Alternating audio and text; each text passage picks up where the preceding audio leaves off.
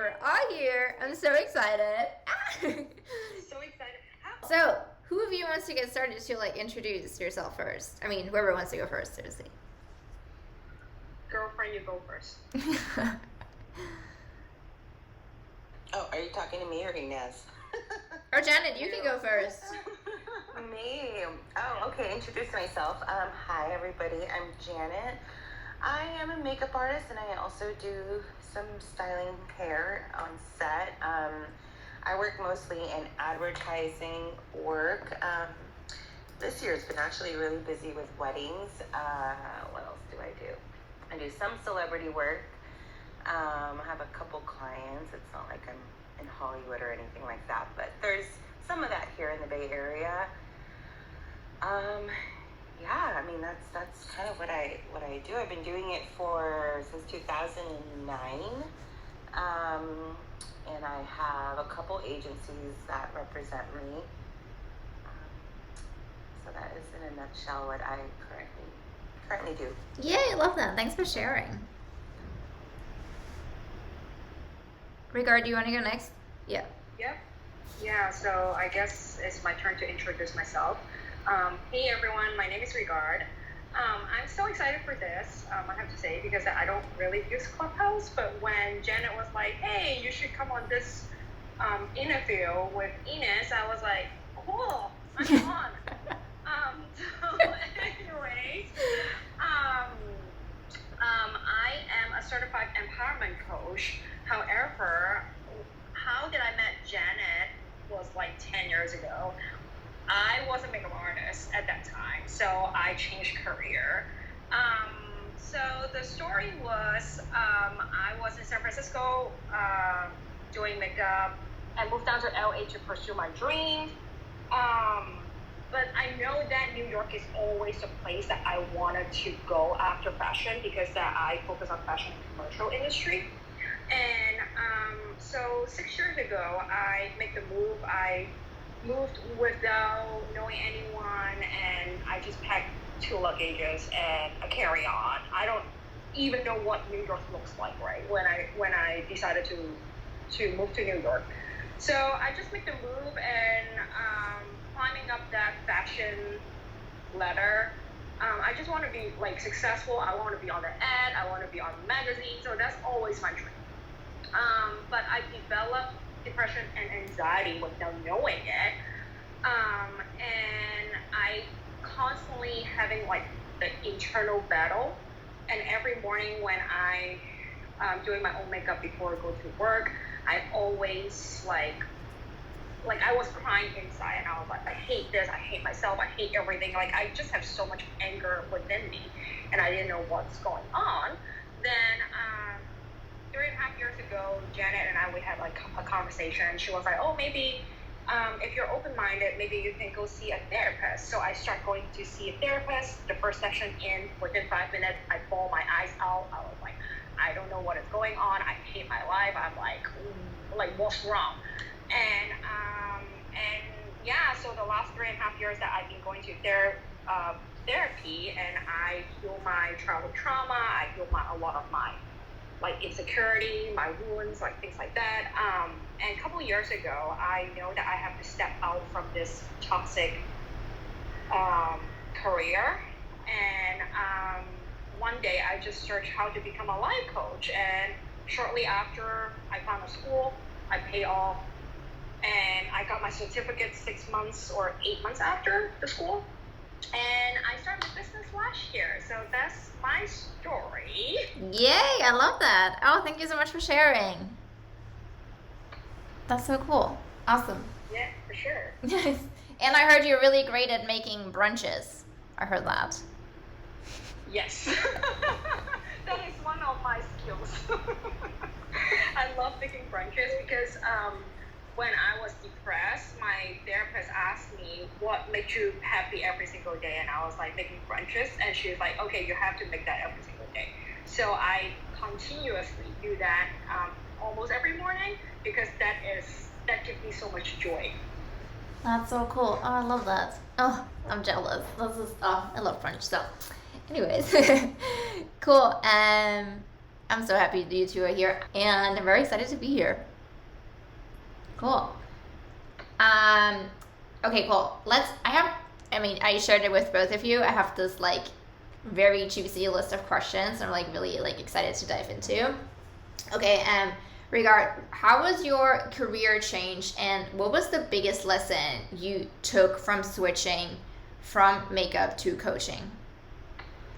So I think the biggest lesson I learned from makeup to coaching is I wasn't really aligned with myself. So I wasn't even happy with my job.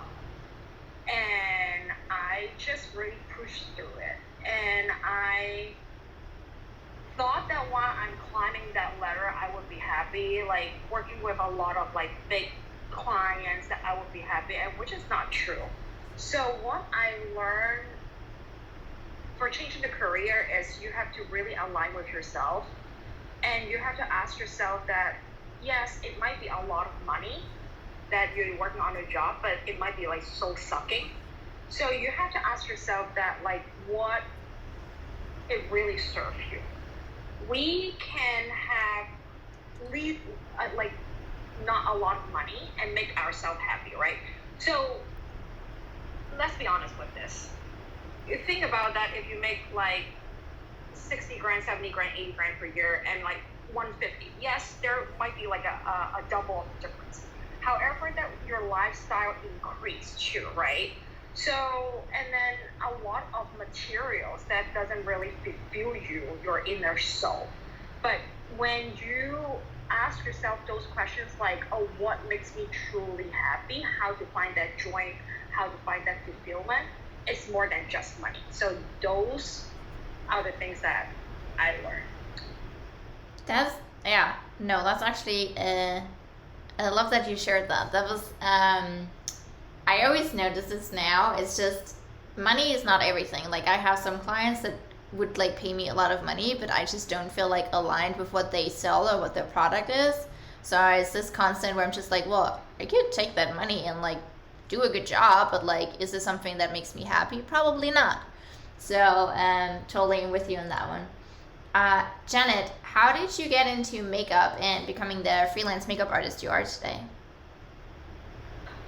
Well, it's interesting because I never thought I would be a makeup artist as a career choice of mine, because in my head it meant that I would have to work like at Nordstrom's at a makeup counter, which there's nothing wrong with it. It just, I hated going to the mall. Like I was more of like a TJ Maxx girl, like, it's just quick, everything's in one store. So anyways, but I loved makeup. Like I loved watching like the YouTube videos. I loved doing it for my friends and yada yada. So I was actually a nanny, and I was going to school to be a psychologist during that time. Like, when you just are starting to get your intro classes going. And my friend was getting into acting, and she was going to move to LA. So she started doing all of these like actor headshots and asked me to do her makeup. And I was like, yeah, I'll do your makeup. And so she started telling me about these photo shoots, and this photographer brought a professional makeup artist. And I was like, oh my God, that's a thing? Like, and in my head, I'm like, duh, Janet, like, do you not watch, TV and see magazines? Like, but, here in the Bay Area, I think it's not something that you normally run into people who do this as a job. So it just never clicked in my head. And so she started doing a lot of photo shoots and telling me, and I would tell her, like, tell me everything that these makeup artists do.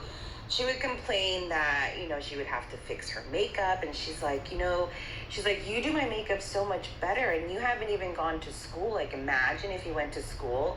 And like in that moment, it was like a light bulb, like, oh my gosh, like you're right. So I went to LA, went to school. I didn't really know where exactly I wanted to go as far as my career. I just wanted to learn how to do makeup so I can do makeup. Basically, anybody sitting in my chair, I know what to do with that person, and doesn't matter the age or the texture of their skin or whatever. Are you a man, a woman, a kid? Like, I know what to do. Basically, that was my goal. And then once I was there, I learned the different ladders, in getting from the beginning to the end of like how to make money doing it as a profession. And there's so many routes, like, you guys are coaches, and there's so many different types of people you can coach. And there's so many types of different makeup types of jobs that you can do. It's really about finding what resonates and what feels good. And for me, like, I knew that commercial work was the thing that I really loved. It wasn't about like, oh, Janet, be creative.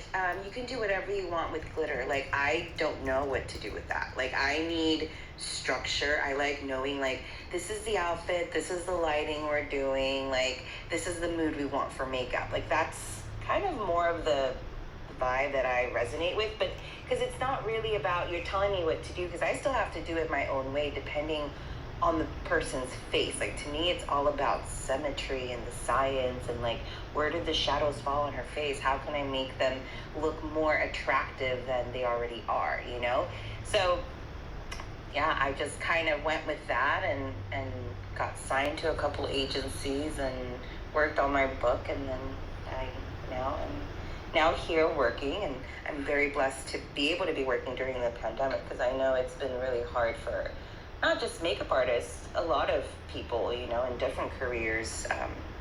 So it's great to do something I love and get paid for it while I'm at it.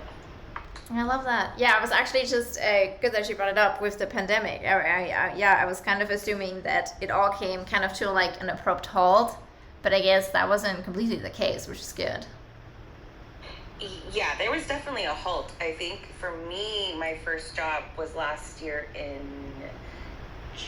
it was supposed to be July, but we snuck in a shoot in June. I did a job, which I was like super afraid of, because, it was like my first job being out there after being in my house, during that whole 6 months. But yeah, after that, like, a lot of the clients I have are e-com companies, so they had to like get in all the shoots they can and like whip out all of the things they couldn't do for like so many months. So it was really busy that first, first 6 months of the last 6 months of 2020. Awesome. Tell me how like agency, how does that work? So I'm kind of assuming they basically find the gig, and then you are within their portfolio, and then they basically pitch you to the gig. Is that how this works? Somewhat. I think, agency sounds very like the shiny object for a lot of like photographers and makeup, hair, wardrobe, because you just assume they have you on their website, and automatically like you're like this golden ticket child that everybody wants to book. And it's really not what it is. Like, I mean, does it give you some sort of credibility? Sure. Like, especially when, let's say there is a client trying to figure out like booking a makeup artist, when they're represented by an agency, the client feels like I can trust them. They kind of know what they're doing. They know what production work is like, versus they go on like, I don't know, on Google, and they just Google somebody, and if they're a good producer, they could see it right away that they are a working artist. So I mean, that's that part. But with having an agency, it's a lot about, I have to do a lot of the work to be relevant and to be somebody who's continuing to test and show that I'm doing like quality work to be attractive to other clients. And I still have to do all the like smooshing on the side and like, connecting with people. So it's, there is work that comes from an agency, and Regard's worked with an agency, and I know she's had a different experience, and she's probably yelling in her head right now, nightmare. But it's an interesting, every like San Francisco, very different from New York and LA, so it's like a whole different world. It's like, I feel like San Francisco, Bay Area, we're very lucky that people are really nice. Like, I hear Regard telling me like, her reasons for leaving being a makeup artist, and I don't resonate with that experience, because people are very kind here. They're respectful of my time. There's no such thing as like, I may be here for 14 hours or 8 hours and me not knowing. Like, people really value the time. So it's different. Like, I don't want to speak for agencies as a general thing, because it is very different from agency to agency, and your agent as well. Yeah. What do you think, Regard? I was laughing so hard because you put me under the spotlight, basically. Yeah, so New York is a completely different beast. When I moved here, like one of my biggest goals is like I have to sign with agency. But then the more I work, I realized that the people they sign with agency, they still struggle getting the work in because a lot of the time the agency in New York they want you to bring client in instead of they give you the clients. And also because the pot is bigger in New York, so there's a lot of artists and it sounds very unfortunate, but and yet it's pretty true that everyone is very replaceable in New York, and that's another reason why that I left. And just because that when you receive an email, let's say, they send it out to 10, 15, 20 assistant. If you don't reply quick enough within 5 minutes or so, someone might already got the job. It's a very, very cutthroat industry in here. And yeah, that's why I have anxiety because one of my mentor slash key artists told me if you are on time, you're already late. You always have to be 15 minutes before I get here. So it's a lot. I feel like it's a lot of like how do I say it? Like layers. Like they see it like, oh, I am above you, so you should like respect me, obey me, that kind of thing. So that's why it took a toll on me. But again, the later on when I start working with a better people, because I'm more like choosy, I know my own work a little bit more, the experience is completely different. However, when you sign up with the job, you do not know how many hours you work. It could be 8 hours, 10 hours, 12 hours. At first, I didn't know I should ask, but then the more I worked, then I realized that I should ask how many hours that I'm working. So yeah, it's just it's completely different. That's all I can say. Oh, crazy. Well, yeah. What was, for both of you, what were like some of the best moments and the worst moments? Like, probably for Janet, for you, this could be like, what was your best shoot and what was like the worst shoot? Like, what went completely wrong? In regard for you, this could either be like still like makeup, in your makeup like career, or like even now with like being a coach. Yeah, so for me, I think that even though the industry, the makeup or fashion or commercial industry is very bizarre, but to me, it is a blessing because that now I understand that what my boundary is. In the past, I don't know, right? I always like, I wouldn't say that I'm a people pleaser, but I always try to make people happy. So I always bend over backward to make others happy. So yeah, even though that is an interesting industry, but I think that for me is such a blessing because now I understand my work, my boundaries, how to talk to people. That is another thing. Because that when you're on set with a lot of people, like 100, 200 people, like how do you build a rapport? How do you build a relationship?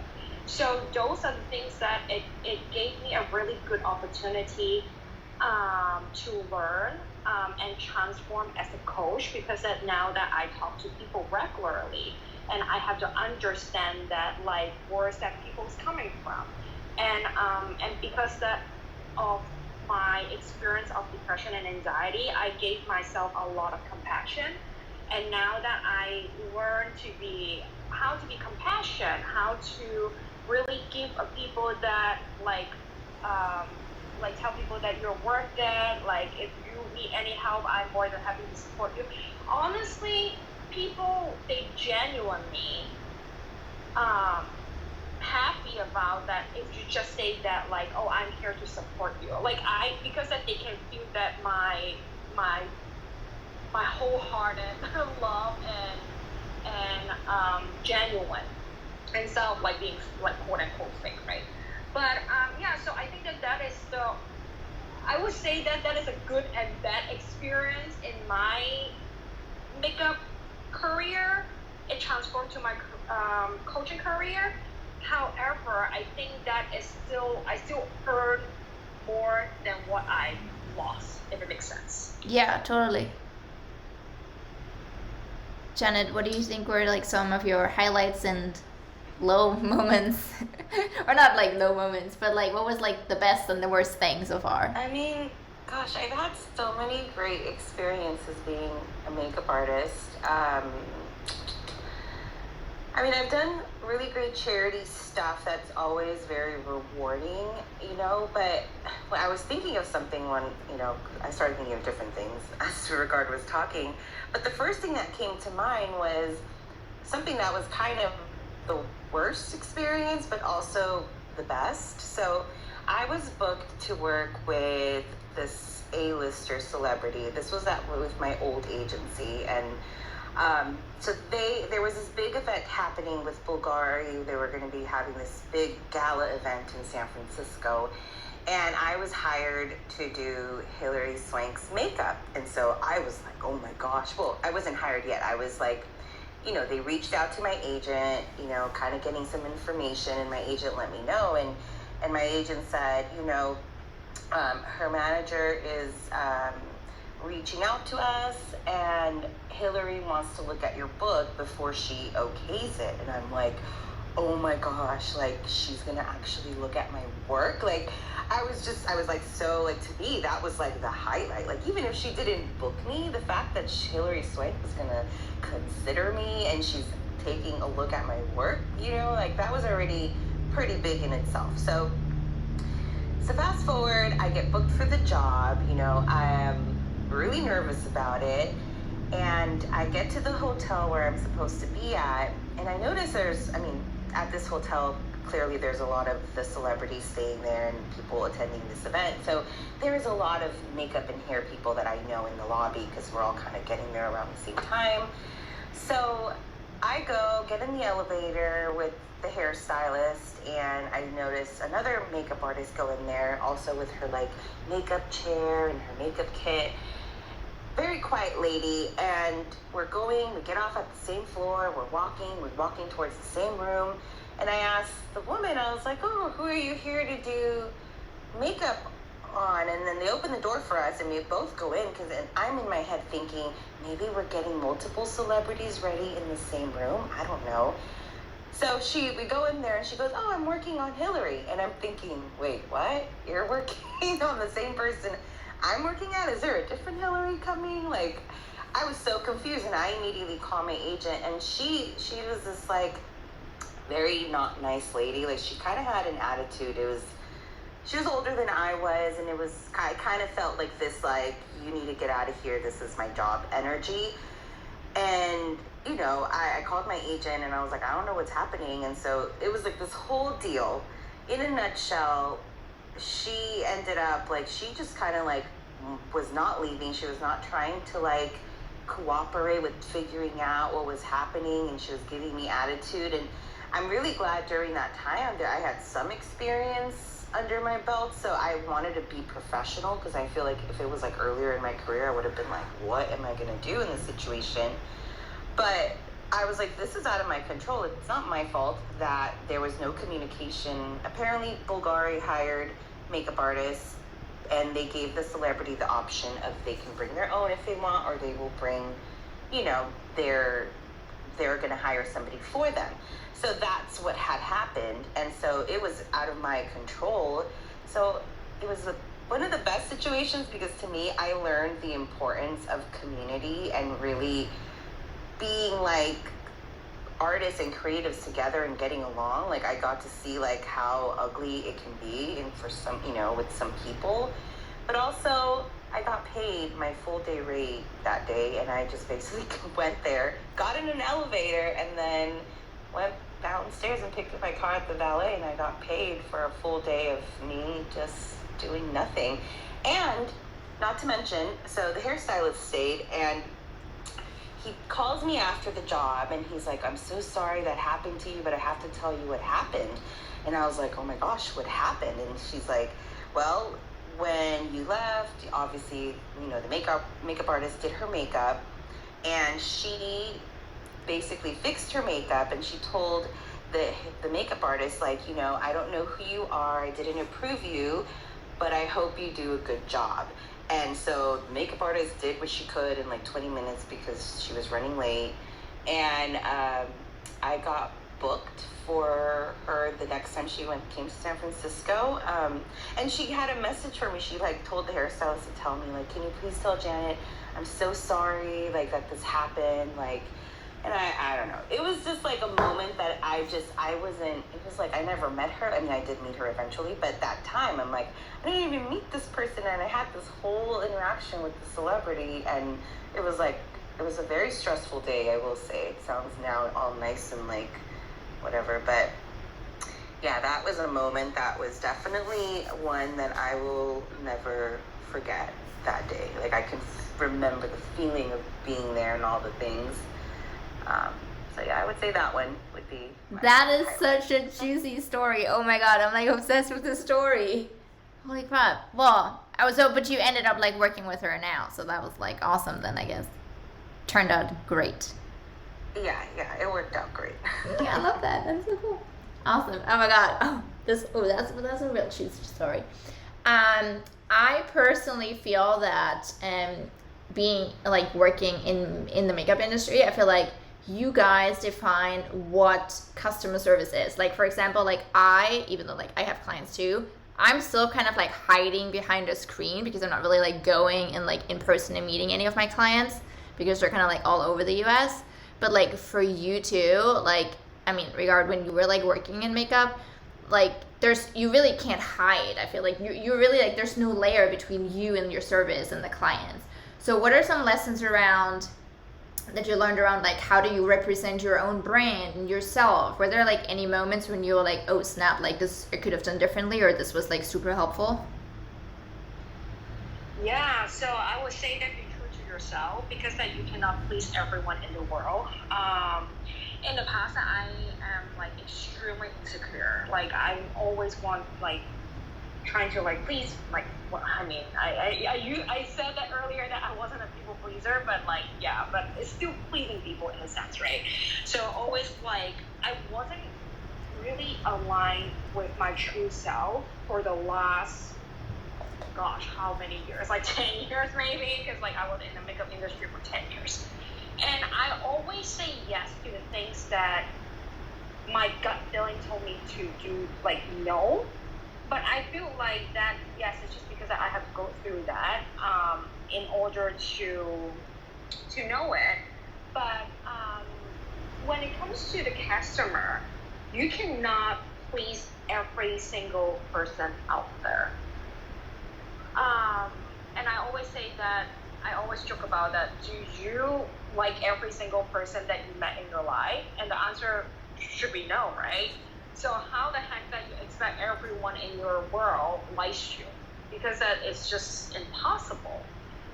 So I think that I constantly ask myself that, like, is this client that is meant to be for me? Because that now I have my spiritual awakening, I would say.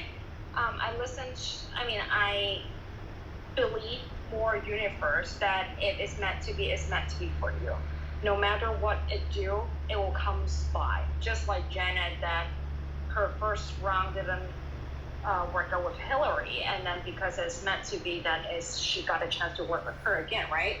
So yeah, so those are the things that I would say to remember and ask yourself that, because if those person that it doesn't mean to be for you, and you just forced it, you will still not happy to work with them, because that your gut feeling already told you that, oh, this person is not meant to be for you, but you just don't listen.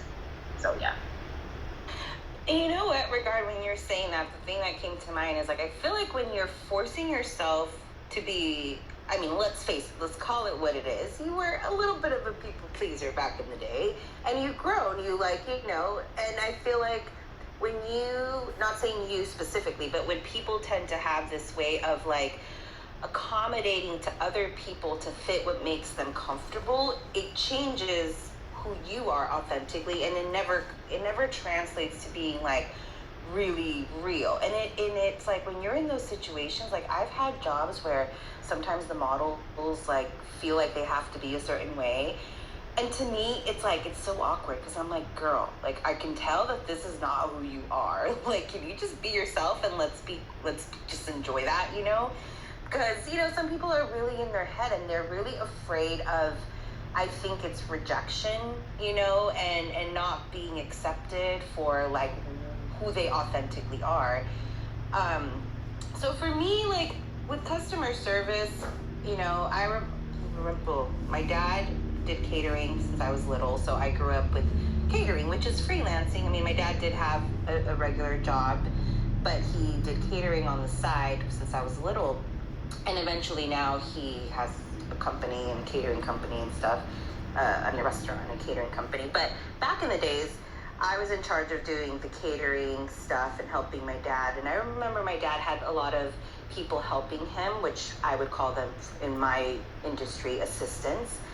And they eventually wanted to do their own catering on their own. And so my dad would give them like, you know, he would tell them, I went to go buy the meat here, and these are all the things that I used for the ingredients. And my mom would like, I remember being a kid, my mom would say like, why did you tell them everything? Let them figure it out. Like, they're over here leaving you to have to find other people to help you because they're going to do their own thing. And then my dad's like, you know, it's fine. I have my own style. And even if I tell them what I use, they're not going to make it the same. And it's so true, because sometimes they would invite us to like their kids' birthday parties and we would try their tacos, and nothing like my dad. So even though my dad told them everything he used and where he bought it, it just was a complete different taste.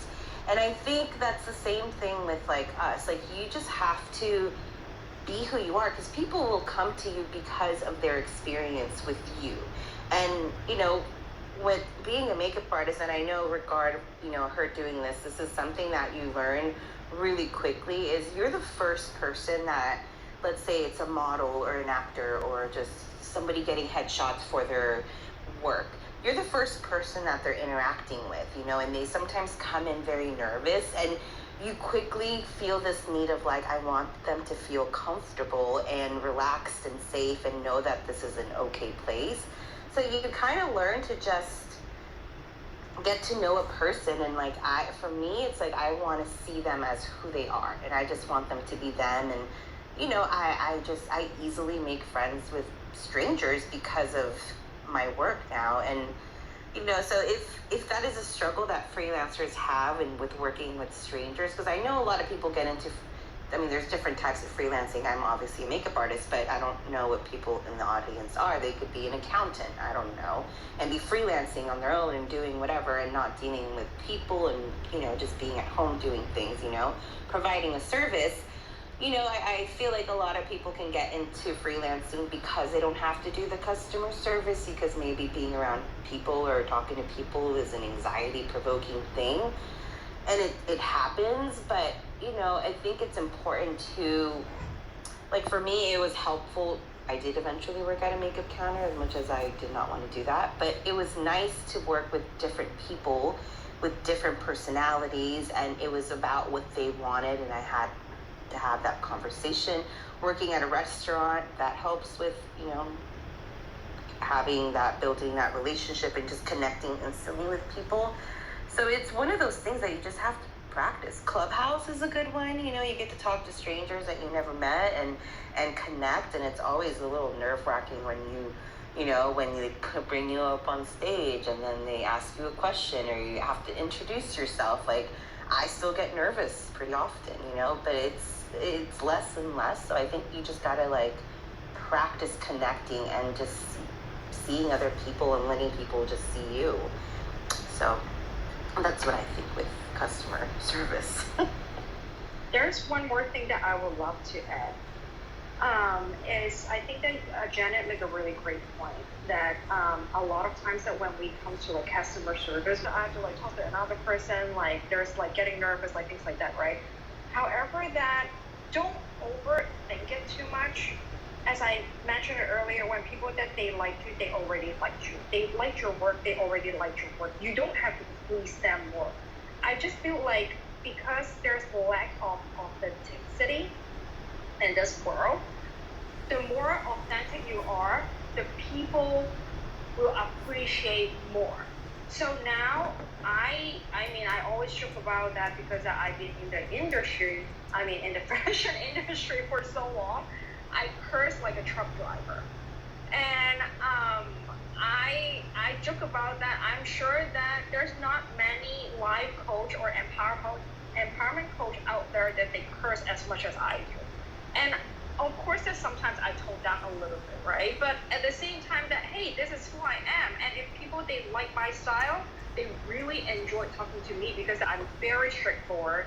And now that I'm more realigned with myself, and I like Janet was saying that Clubhouse is a great place to start practicing, right?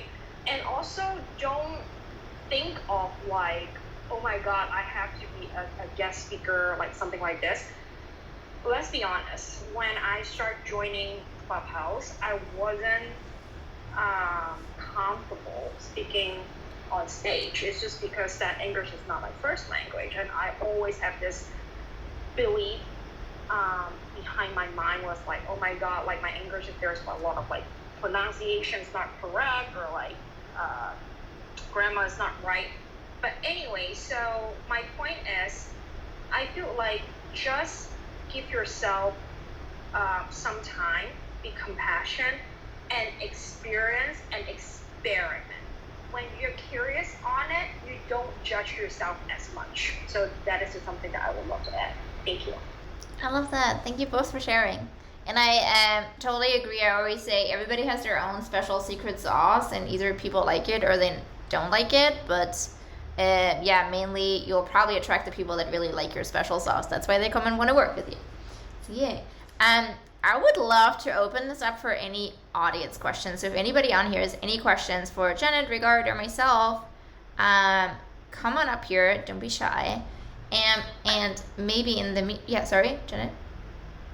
Oh no, I was gonna say questions, or also, I know there's a lot of freelancers there in the audience. Things that maybe they have learned being a freelancer, like a big lesson they learned. That would be. Oh, that would be great too. Yeah, if anybody of you wants to share any wins or anything, that would be cool too. And one more question I wanted to ask both of you was, what is the best advice you would give somebody that just recently started doing their own business and maybe wants to like follow in your footsteps? What would you say to them?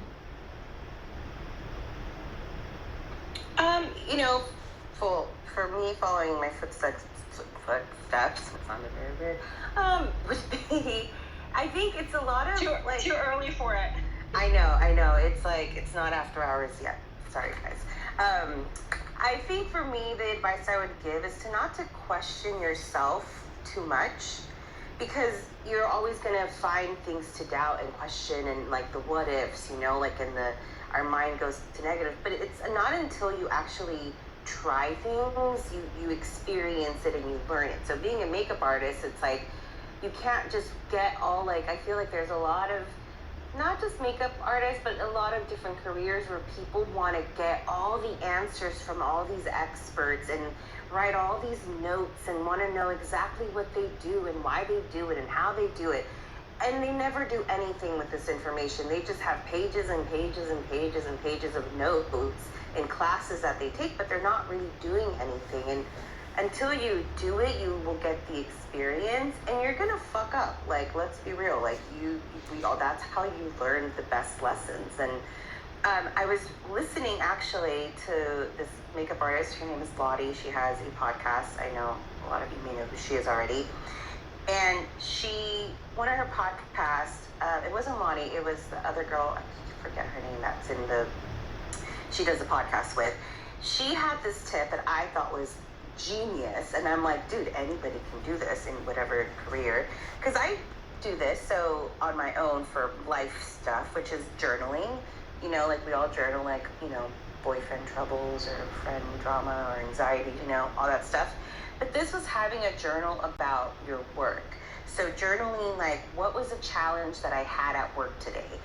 And then, you write about it, and then you say, how can I improve this? So then you are kind of like going through the challenges that you face, whether that is a technique you did, whether that is like, I really messed up on this email, I said this, I should have, like, it caused this, and brainstorming and writing down what I can do better. And that can be anything. It could be a technique, it could be something you did on your website working on it, it could be something you did on social media. And I just thought, wow, like, that is such a great tool and exercise to use for anyone who's a freelancer, because we all have these like mental notes, and we have these like phone conversations with people, and there's times where I talk to Regard about like something that went down with work, and we'll brainstorm, and even writing down like things that they pointed out I can do better, because I feel like when you are experiencing and then you're talking about it and then you write it down, it's going to stick in your head. Like, I think that's scientifically proven somewhere. But so anyways, that's my little tip on that. So for me, I would break it down for, I would say, 2 to 3 points. You have to be consistent. I mean, as we all know, it's like, oh yeah, like consistent, you just have to push through it, whatever. It's easier said than done. I know that because now I'm running my coaching business, right? A lot of times that I really do not want to do it. I'm like, I woke up and I'm like, I'm doing this, but I'm not getting paid just yet. Like, yes, I have clients, I had clients, but like as a, like, let's say like, today that I'm working, but I'm not actually working with clients, so I'm not getting paid, if it makes sense, right? But however, that consistency is the key to success, as we all know, right? Sometimes you just have to really remind yourself that what is your purpose is. If you don't even know your purpose, it is really hard to drive through that business. So that is point one. The second point that I would like to say that is perfectionism is an excuse to delay your business. A lot of people is like, oh, I want to be perfect, I want to do this, I want to do that. But in the back of their head, they're like, oh, maybe I should do this in order to do that. But the thing is, I always ask people, and now I always ask myself, because I am such a perfectionist, and I'm a very typical Virgo. And I'm like, what is even perfection means, right? So you have to learn along the way. You cannot be like, oh, if I get this shiny object, if I get that like 10K follower or 100K follower, then I will be like, start doing this. Just start doing it now. If you don't even start doing it now, 5 years from now, you're like, when I look back, oh, actually I had that opportunity, but I missed it.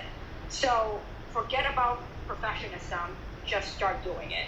And then the third thing that I really want the listener to intake this for a moment, stop comparing. We all have tendency to compare ourselves to other people because of a lot of times because of social media. Oh, they have a new car, they have this, and then like the coaching, oh, they have this program, they have that. Everyone is fucking unique in their own way.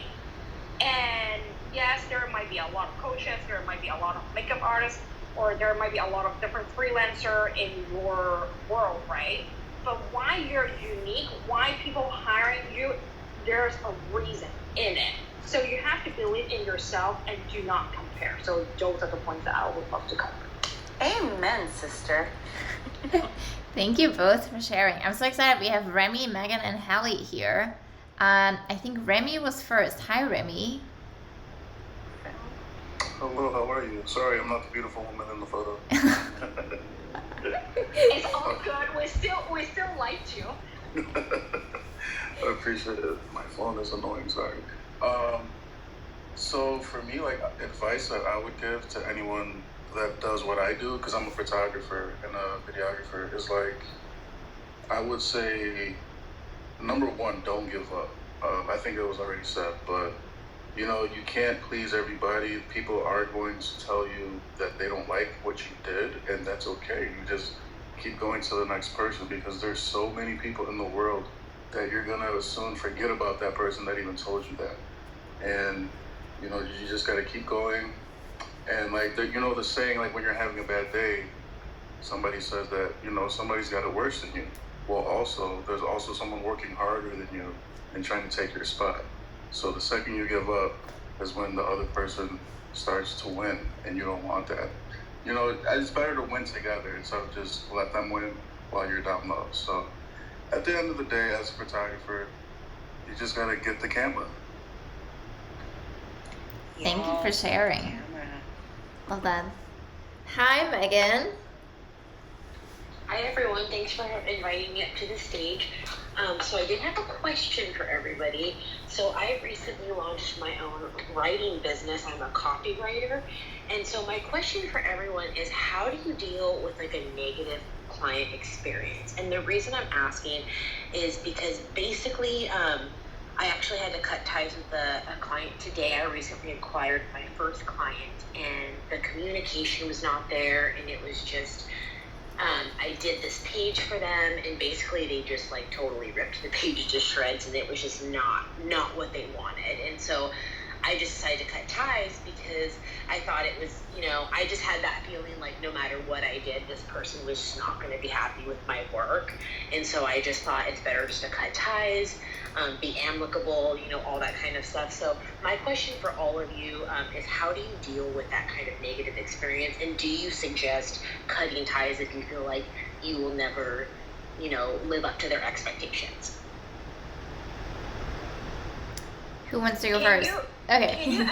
Sorry, Megan. Can you actually fill us in a little bit more about what you mean by that negative client? It's just because that like they hire you and they do not, like, you didn't get to their expectations and they just not accepting the work. Like, can you fill us in a little bit more so I can understand a little bit more in order to answer that question?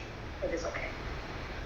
Yeah, of course. So I basically got hired by this person, and during this, you know, hour-long discovery call, everything was, you know, great. She seemed very chill and relaxed and all that kind of stuff.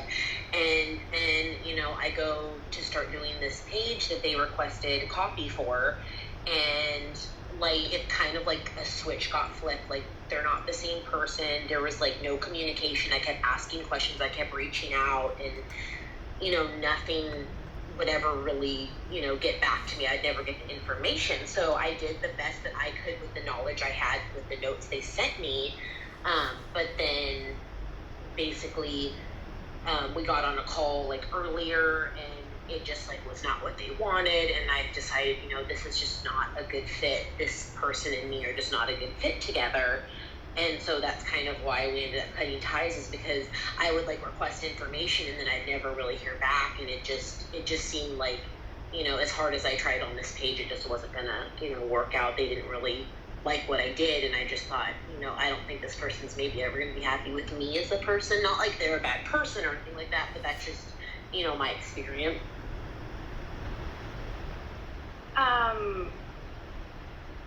Do you guys mind me jumping in for a second on this? Go for it. Sure, yeah. Yeah, so Megan, first of all, I think that it is great to, no matter what kind of good or bad, like quote unquote bad experience, always good to ask for feedback, because you really don't know. Well, yes, they didn't communicate well, even though after the first discovery call. So it is always good when you like submitted something and the client just don't like it. And yes, our feeling get hurt in that sense, and like our ego will show up and like, fuck you guys, like I do the best that I could and you guys just like didn't communicate, like what the fuck, right? But however, it's always nice to have a feedback from them. Ask them like, hey, so can you tell me what you like and what you don't like? As brutal as it is, you might not want to hear the negative feedback, quote unquote, again. However, those feedback will make you to become a better copywriter, if it makes sense, right? Unless that they're like, nope, I'm just not willing talk about it. I think that you're just bad, whatever. That, again, don't take it personal, because you do whatever you could, and it's not in your control to make everyone happy and make everyone communicate with you and accept who you are. That's the key. So yeah, that is just some of my thoughts. And I personally think that as a freelancer, everybody from us at some point will have an experience which is not going to be super pleasant. And I honestly think that you having this so early on, you're probably going to learn so much from this, of like how to improve, like Rigard said, like maybe making sure you have like certain check-ins where you like track certain KPIs and things like that, and like are in constant communication with them. Just like knowing what happened now will just set you up for more success in the future. I just really think that. And I honestly, like, I don't think I had like a super bad client experience yet with any of my clients, but I had some that like paid me super late, and it was honestly so frustrating. It was like three times in a row, and I was just like, guys, like, get your shit together. Like, it's been 3 months. Like, why can't you pay me on time? Why is this so hard? But like, these are all experiences that just, I guess, just come with like being our own boss. And it's kind of exciting, to be honest. Like, looking back, I was like, cool, yeah, I really handled this like a boss. Like, I got paid. So I hope this is helpful, Megan. Yes, thank you so much for all your information. You're right, I did learn a lot, and going forward, I'm definitely going to hop on a call before I ever write anything again. Love that. Cool. Hi, Hallie. I hope I say your name right. Yes, it's Hallie like the berry. Hi, everybody. Hi. I'm a little rusty. I haven't been on Clubhouse in like a month or so. Woo, welcome back. But I wanted to like throw Megan some kudos, because that's like a tough situation, and like you're putting yourself out there to get help. So major kudos to you. And it kind of reminded me of something that Janet had mentioned earlier about the journaling technique that she learned from the podcast with Lottie and Lindsay. And anytime there's something that's unpleasant, and it doesn't even necessarily feel like it went wrong or bad, if it just didn't feel right, or if I didn't like get in my car like, that was awesome, what a great day. Like, you know, when you have those days or those clients or those interactions that you just feel like super jacked up and energized from, if it doesn't feel like that, I don't want it. But I also want to be super accountable of my actions and my behavior as to why it maybe wasn't that way.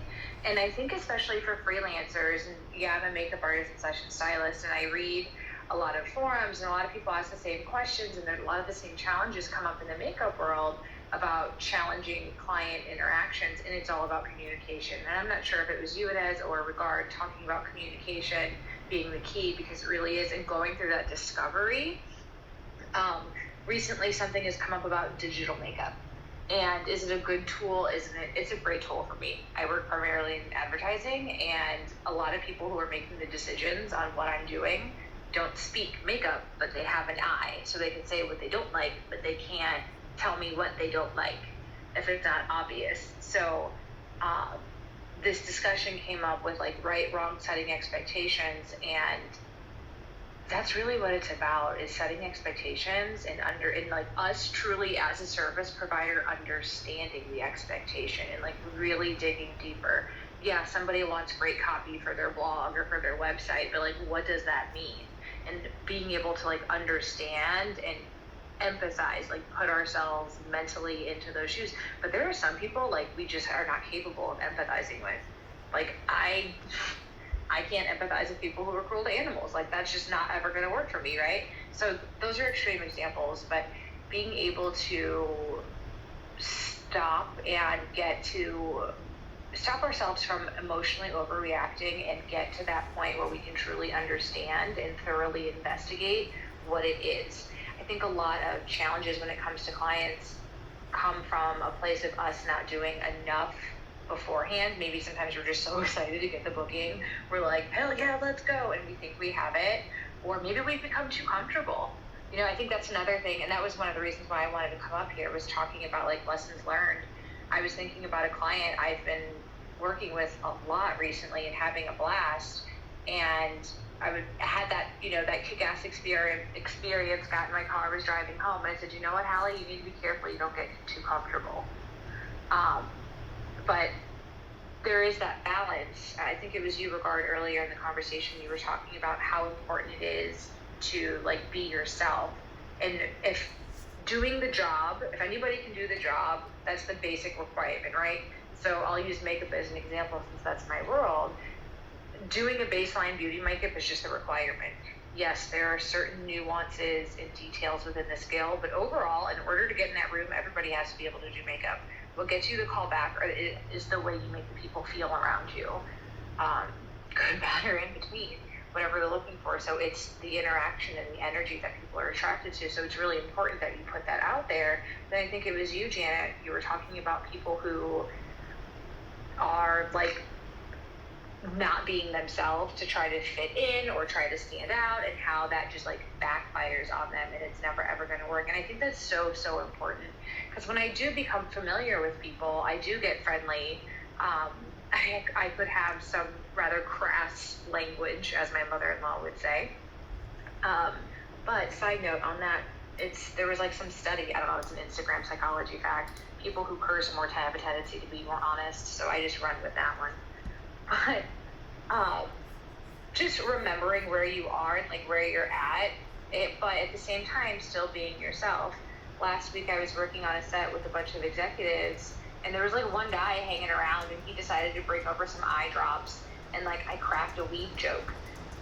I didn't realize who this guy was until like 3 hours later. He'd been hanging around my station, hanging around the executives. They all knew each other. I figured he was like maybe somebody's assistant, or I didn't know who he was. Turns out he was the head of VP. Like he was one of the C-suite executive pool I was working on. But thank goodness he appreciated my joke. But if he wouldn't had, that could have been like a really serious problem. And so that's what like cautioned me to remember not to get too comfortable. Like everything was fine, nothing bad happened, but it really could have. So just read the room, be aware of where you're at and like what's happening. And don't ever get too comfortable. Like regardless of how long you've worked with a client, regardless of what that relationship looks like, you still want to have some level of professionalism while bringing your true personality to the table. And then there was something else, I'm not sure if it was Janet or Ines was talking about like what you're doing. I ended up picking up a last minute half-day gig today, and it was corporate video. Everything was fine, the company was fine. I learned all about basement waterproofing, but was I bored? I was so bored today, and it was only 3 hours, and I got paid really well, but I was so bored. I'm like, I don't want to do corporate video. Like, I just don't want to do it. Like, this does not ignite my fire. This is not, and so like thinking about as freelancers, for all of us, whatever your niche is, whatever it is that you're into, really thinking about the projects that you want to take on and what is going to set your soul on fire and make you excited. I mean, yeah, we all have to take jobs to pay bills, but if it's not exciting you, don't do it. Like, don't work that way. Like, I was thinking about all of the different corporate video production companies I could reach out to and all this, that, and the other, and I'm like, I was not excited at all today. I mean, if there's ever a crack in your basement, call a basement waterproofing company. It's never okay to have a crack in your basement. I made the most of the day and learned what I could, but that's not, I didn't feel inspired. I didn't feel invigorated. And you have to be like true to yourself to put your best foot forward, put your best work forward. And I even noticed like subtle changes in my behavior. So Janet, I'm going to pick up that journaling technique and think about like how I'm feeling after every job, good, bad, and in between, and kind of navigate through there to continue niching down into where I can really shine the brightest. Yeah, me too. I'm going to pick that tool up. There's something you said, Holly, about, the communication. As important as it is to be authentic, like you said, there is that professionalism, right? But as freelancers, we are providing a service for someone else. Like someone else, like they are our client. You have to remember that it's really about, we have to listen about what they want. There's times where we put ourselves like, well, this is my style. This is what I do, and we get so attached. And when somebody doesn't like it or disagrees or wants to tweak something, I think there's this like ego that goes into it, like, oh, you didn't like me, you know, and it's not the case, you know.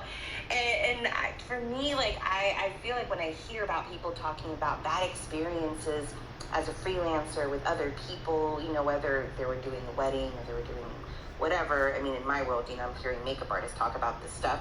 It's always about the relation, something that happened, that they said something and they weren't happy. And I'm thinking, well, your communication, if you would have had a good communication, you would have, like, not dealt with all of the stuff that you're talking about. Like, I had a student once help me for a wedding, and I overheard, as I was busy getting somebody ready, I heard the person say, you know, at the end, they're like, oh, here's a mirror, you know, let me know what you think. So the person said, you know, I feel like I can use a little bit more, like, diffuse the brows a little more. If we can add a little bit more, like, blush. Like, I don't know, I feel like this color, is there a different color we can try? Pretty fair, you know, response. And I know my assistant, because she's also my friend. I can feel her, like, ego be like, you know, she's trying to be respectful, but the energy shifted with her. She wasn't the same bubbly girl. Like, she wasn't like, yeah, no problem. Like, what do you think about this? It was like, oh, okay, well, you know, I was like uncomfortable hearing her, because I know that she felt uncomfortable. And it's one of those things where I had to have a conversation with her and say, listen, like, it's not about what you did, because it could have been someone else. It could have been her with another thing in her mind of what her idea was of what she wanted to look like. You know, like, your client comes to you hoping for a result, and you are not in her mind. You don't know what that looks like.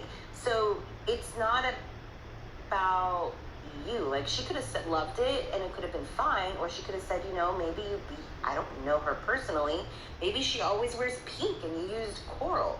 You know, it's just something so simple. Like, it's never about you, you know, and it's not about you instantly become unimportant to that person. You know, I feel like you can easily, like, I forget who, somebody said it, how, like, I think it was Holly or Regard, I don't remember who it was, but, you know, when you are doing a job, you have to do the job, and you're able to do it. That's why you're there. But it's what you do.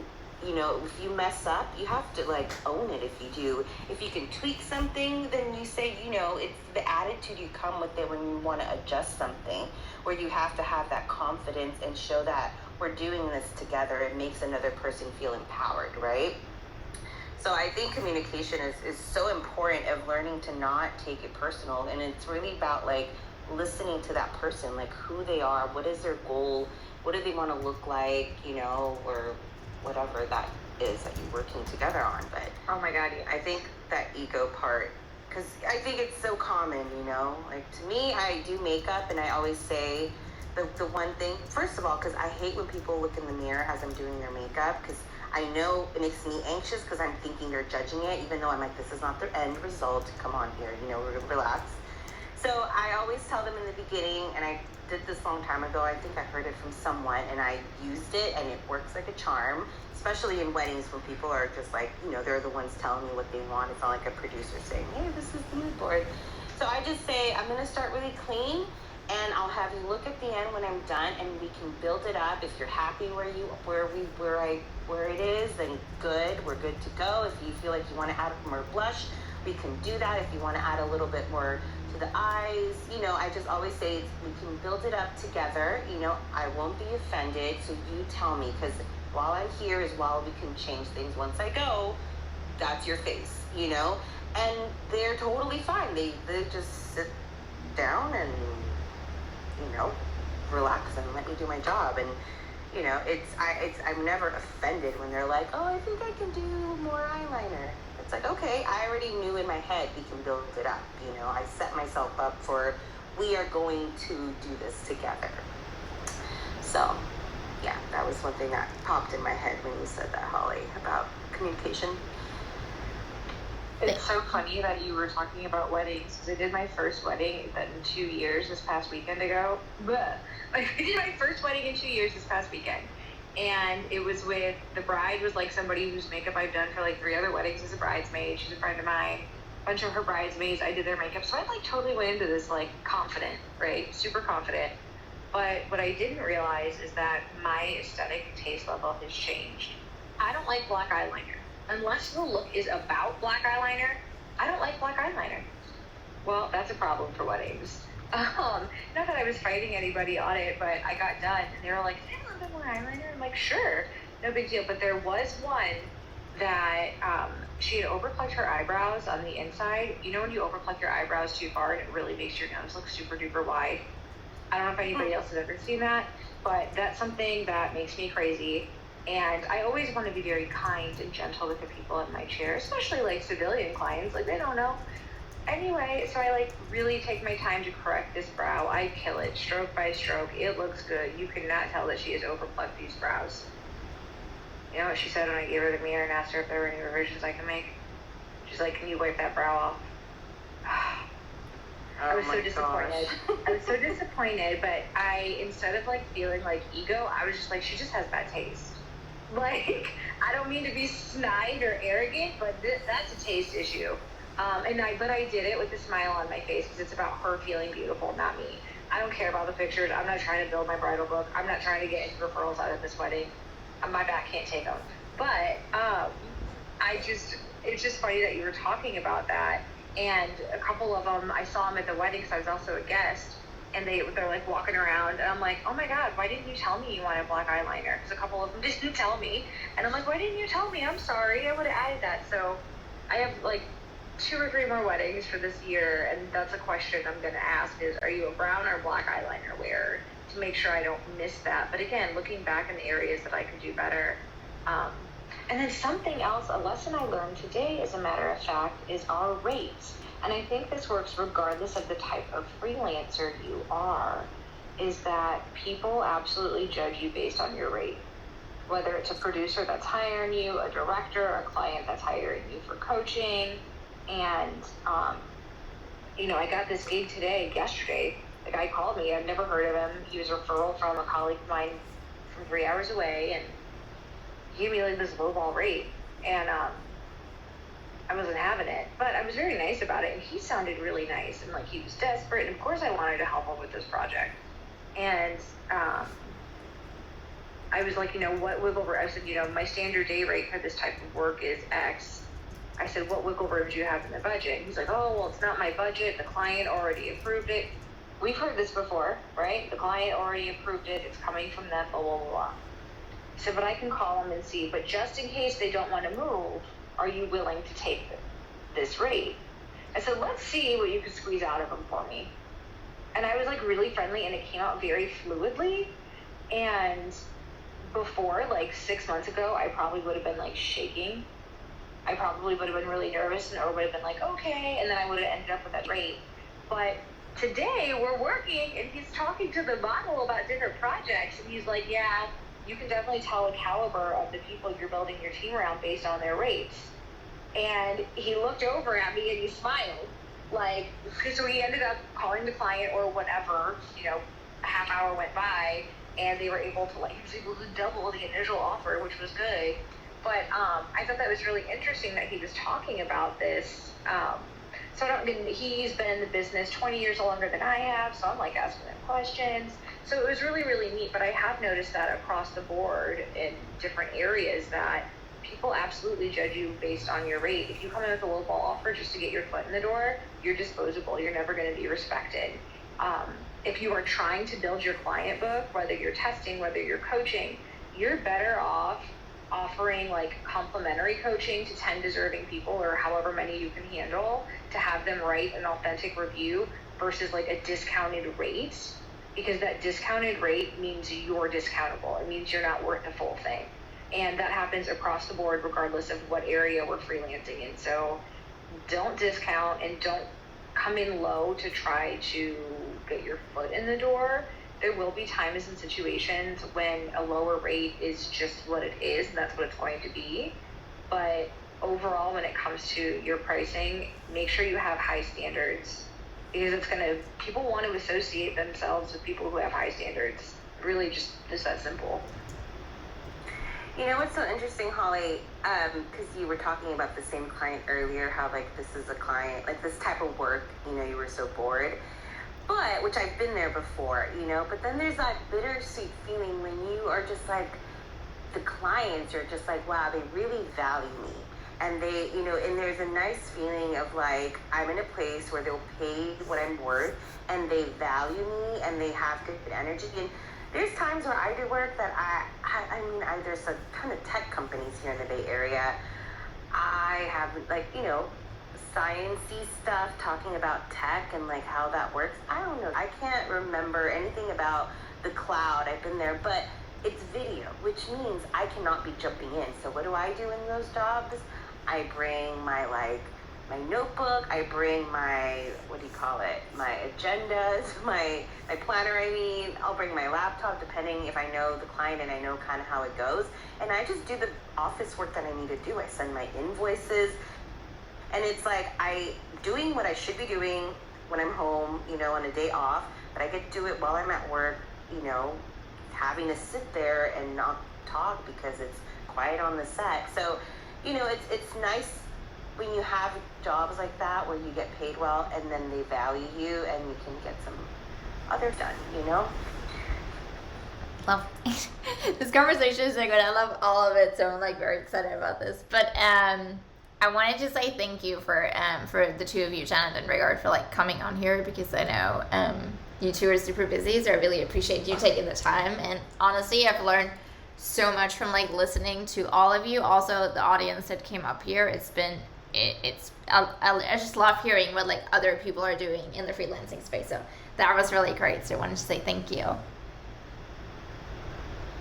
Yeah, thank you for having us. Actually, earlier there's one thing that I would love to add. I didn't get a chance to add is always ask questions, because I realized that a lot of people that they just jump to conclusion, or like, because as we mentioned it earlier, there's like ego is on our way, especially an artist.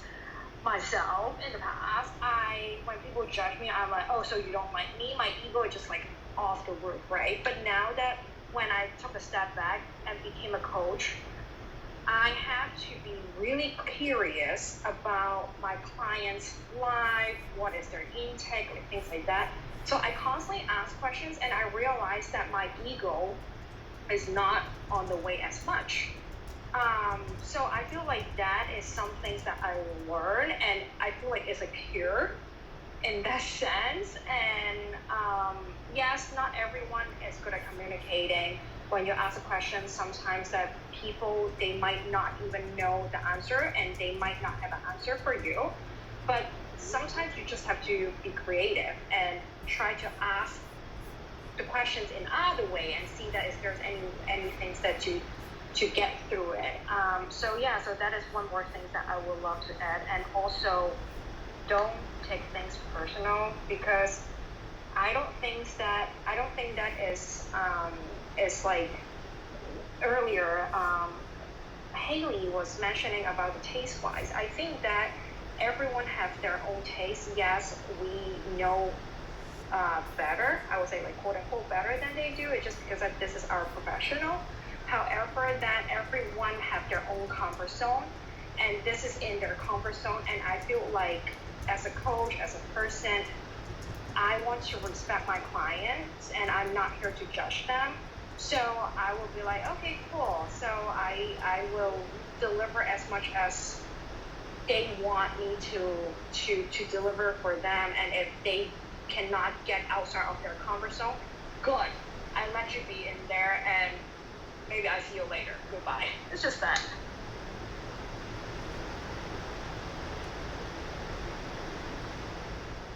Yeah, I mean, right? I mean, the chances are always that you either, not chances. I feel like I personally learned that I just had to grow like a very thick skin, because the feedback you're getting is like a reflection of the work that I did, right? But necessarily doesn't mean that like it's like personally me, you know what I mean? So I feel like that's exactly what you probably meant. So definitely not letting things get into my head, and trying to, like you said, like not take it personal at all. has been, you really need this. Like, you really need to set like clear boundaries. And it's like, okay, cool, this was just this one specific article and it didn't work out because of here and there, and then like go from there, rather than spiraling like out of control, which I did before. So I felt like that was a great lesson learned, to really set clear boundaries and be like, okay, this is something I just don't like. Okay, cool, like you can give me feedback, which is great, I'm gonna like use it obviously, but this isn't a reflection of me like as a person. Totally. Absolutely. Yeah. Well, first I want to say thank you to you as well for having us and holding this room for us freelancers. And for those that are not following the club, follow the club, because they have really, interesting topics that relate to all of us that are very interesting. And the last thing that I want to add that I'll say about freelancing and just, the life of us and how we can just nurture it is building a community. Like, find some friends, some industry friends that really motivate you and push you, and pay attention to the yes people and the people who really give you constructive criticism, that want to see you win and tell you, like, you know what, I see what you're doing, I see your goals, but I feel like if you think about this, and like, what if you do this? Because sometimes that ego will want those yes people around to assure you that you're perfect and you're great and there's nothing wrong with you. And I think that only hinders you sometimes. Is it nice to have these people? Of course, but it's also really great to have people that will really want you to win and help you be in your same boat, to help you improve, and maybe not just tell you the honest truth, but maybe motivate you and just have that positive energy. I think that's really, really important. And I feel, for me, I'm really blessed to have a lot of friends in the industry where we just really motivate each other and we're really honest with each other. And if they don't have to agree with me, and that's what makes our relationship great, is that we can be respectful and honest and embracing each other for who we are and what we like and all of our differences. So I think that is very, very important. That's very, very true. I 100% agree to everything you just said. Yay. Yes, Boo Boo. I'm like, yay! Yay! I'm so happy that you said it, because I was just thinking in my head, I was like, this is the reason why that we have each other in our lives, because we don't bullshit each other. I love your guys' friendship. This is so precious. Do you want to share where people can find you on social media? How can they support you? Yeah, I'm on my social. I'm on on my social. I'm on Instagram. You can find me on Regard Tang Coaching. You can also see it on my profile. And yeah, that is the easiest ways to connect with me. If you would love to see my website, it's regardtang.com. It's just as simple as that. My first name, my last name.com. So thank you. And Ines, I want to say again, thank you for having us. This is wonderful, amazing conversations. And I love that you're just in the field like two random strangers, and it goes really smoothly. Yeah, this was a great experiment. We gotta do this again. Yeah, and if anybody in the audience would love to come on here, we usually do this once a week. And yeah, ping me either here on Clubhouse or on my Instagram, which is garibay.media. And yeah, would love to chat about with you on here. So yeah, let me know. And thank you again, Shannon, in regard I had the blast. But Jenna, do you want to share real quick where people can find you and support you? You can just click on, I have my Instagram linked on here. I'm MUA Janet on Instagram, and I don't use Twitter, but that's the same one. And my TikTok, it's not really for makeup. Oh no, actually I'm lying. I do have a TikTok for makeup. I just haven't really been updating it as I should. But yeah, mostly Instagram is where you can find me. And Regard, I know she's not doing makeup anymore, but you guys should check out her makeup work, because she's an amazing makeup artist and has an amazing portfolio too, just for funsies if you're bored. I love that. I don't advertise that anymore, but I know, but you still have it out there. Yeah, it's somewhere out there. It's regarding makeup, if you guys are curious. That was my 10 years work in there. But yeah, if you guys like are curious, and also I love to say thank you to Haley to come up and share her experience and comments. I just love that you're a great active listener, and you remember who said what, and I was like, wait, I am a coach, and I don't even remember half of what I said. Holly Hey, is when the the combo's best. this good, when the combo's this good and your voices are really good, because I was also like multitasking. I have really bad ADHD. I mean, not really bad. It's kind of a superpower. So I think maybe that's why like I honed in on each point. But it's also something I spend a long time working on is active listening. So I really appreciate the shout out on that regard because it is a skill that I worked to hone to become a little bit sharper everywhere I go, and it's one of those things that helps make you a little bit more memorable, and that everybody deserves to know that they were truly listened to. Oh, that's so Well, sweet. I'm so happy that you were on this stream today, Holly, because I've missed you on Clubhouse. I remember when I first started coming on here, there was all these makeup rooms that were so good, and I'm like, who the hell is this Holly chick? Because I freaking love her.